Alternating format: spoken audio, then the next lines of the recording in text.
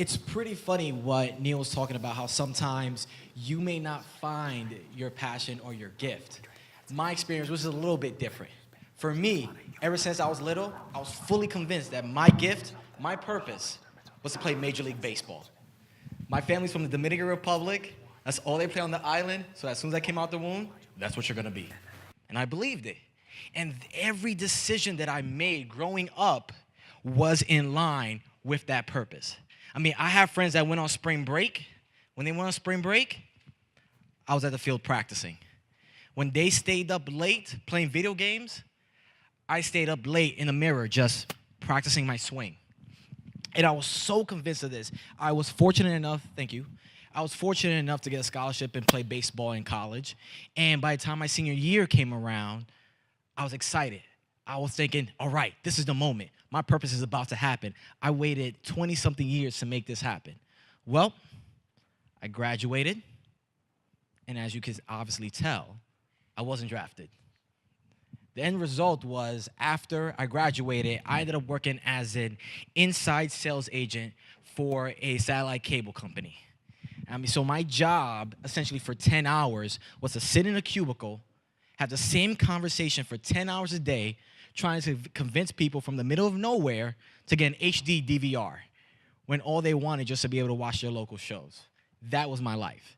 And it had such high expectations. I had such a clear plan for what I wanted to do that I gave everything into it. And then when I found myself as an inside sales agent, for me, in my life, that was one of my lows. For me, I mean, I studied psychology, so I didn't study anything practical like, finance or medicine, things like that. I played baseball all the time, so I didn't have any work experience, so all I did was play baseball all summer. My computer skills at the time, all I could do was pretty much just poke somebody on Facebook at the time. I don't think, just the cute ones. But, so for a while, like, the person you see in front of you was not there. For me, I had such high expectations, and I would look people in the eye and say, I'm going to be a baseball player. And then when that didn't happen, everything crashed down. Didn't go out, didn't really eat much, wasn't really social. But then I found myself with a group of high-performing people, found Neil in society, and it's with them and exercises like these, the processes like these, where I found what made me special.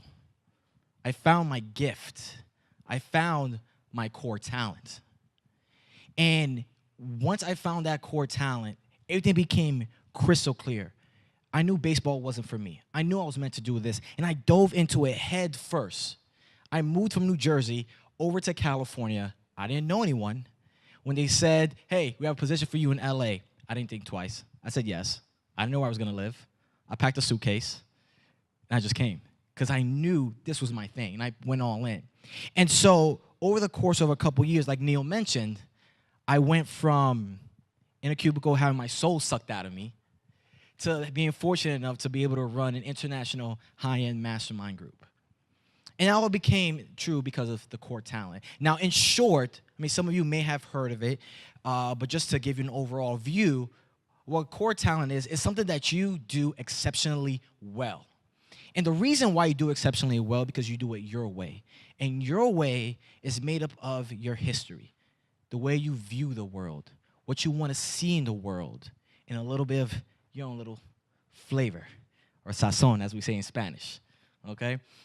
And all of that makes it special and makes you do it different and better than anyone else. And when you find this, you'll not only be able to do things like differentiate yourself from your competitors, not only will you feel more fulfilled, not only will you have something to bring to each and every romantic and personal relationship, you'll finally be able to answer the question, what makes me special?